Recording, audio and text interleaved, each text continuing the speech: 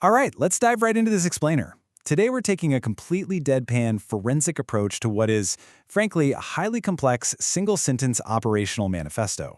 On the surface, this might just seem like a rapid-fire list of grievances, but as we're going to see, it's actually this deeply intricate blueprint of facility governance, strict conditional logic, and a highly regulated internal economy. Seriously, if you've ever had to deal with extreme workplace micromanagement, you are going to find this breakdown of a bizarre microsociety absolutely riveting. Just to start us off, I want to show you exactly how dense our source text really is. We have had enough of Joan working unauthorized Friday shifts and Jennifer's 7 Sundays. This single, breathless sentence outlines sweeping policy changes, drastic shifts in daily operations, and severe economic penalties. It's kind of wild. So we're going to break down this chaotic stream of consciousness into a perfectly logical corporate structure. We aren't just reading it, we're mapping it out, identifying the key stakeholders, and seeing exactly how one unauthorized action triggers an entire cascade of systemic consequences. So here is our roadmap for today's explainer. We'll kick things off with the unauthorized shift epidemic, then move into the LM Notebook warnings.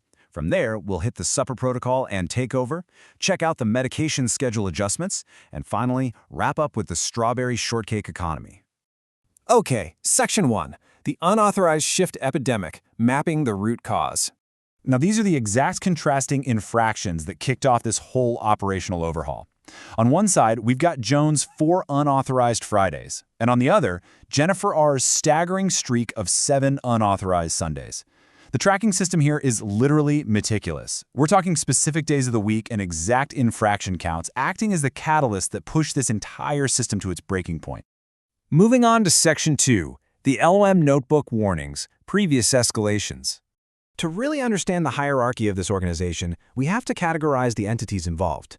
First up, we have the original warning issuers. These are the LM Notebook video creators, TJ, KC, JT, SD, and AF. This group basically acted as the initial legislative body, creating video documentation stating they had enough of these unauthorized shifts.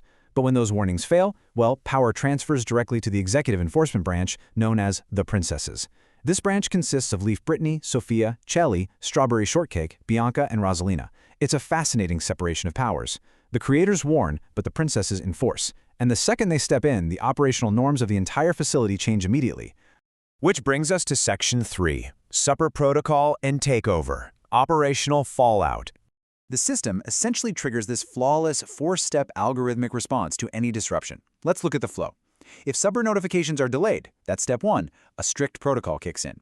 Step 2 mandates that supper is, quote, for sure canceled, but it doesn't stop there. Step 3 introduces a massive power shift, where the housemates forcibly take over the cooking. Finally, in Step 4, the original staff are relegated to merely watching the housemates make and serve the food. Their only remaining duty? Just to notify the housemates that supper's ready. It is a complete and total inversion of the traditional caretaker-resident dynamic, triggered automatically by the system's strict rules. Next up, Section 4, Medication Schedule Adjustments, the Domino Effect. So, after supper is confirmed canceled and the housemaid takeover is complete, the schedule mandates a highly specific, totally non-negotiable adjustment. Meds will update exactly to 7:50 p.m. The source material is incredibly precise about this, making sure to clarify that this is exactly 10 minutes to 8 p.m. Actually, this isn't just some rough estimate, it is a rigid contingency plan. The delay in supper notifications creates this domino effect that reaches all the way to healthcare administration. It ensures that even when the kitchen is in total upheaval, the medical schedule locks into a newly calculated, hyper-specific time slot. And finally, Section 5, the Strawberry Shortcake Economy, the Ultimate Penalty.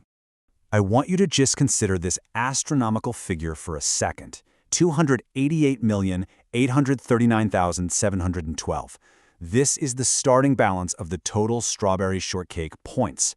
It represents a truly staggering accumulation of internal economic value.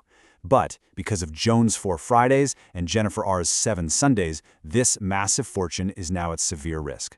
The manifesto dictates that the infractions must be calculated against these points, and that leads us to one of the most precise financial penalties we have ever documented in an explainer.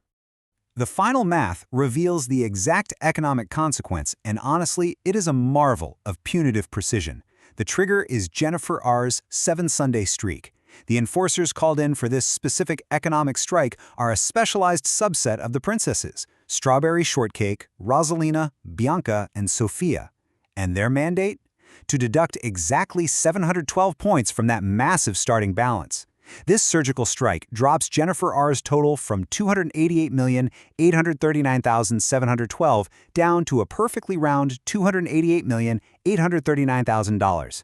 It's a calculated leveling, a pure demonstration of absolute authority over the strawberry shortcake economy just to ensure compliance. So, we've seen the warnings, the operational takeover, the scheduling domino effect, and the surgical point deductions. But I want to leave you with this to consider. If these cascading consequences continue, what is the ultimate operational fallout when that massive point balance finally hits zero? What does a total economic collapse actually look like in this facility? Thank you so much for joining me to decode this incredible manifesto today, and I'll let you ponder that final question.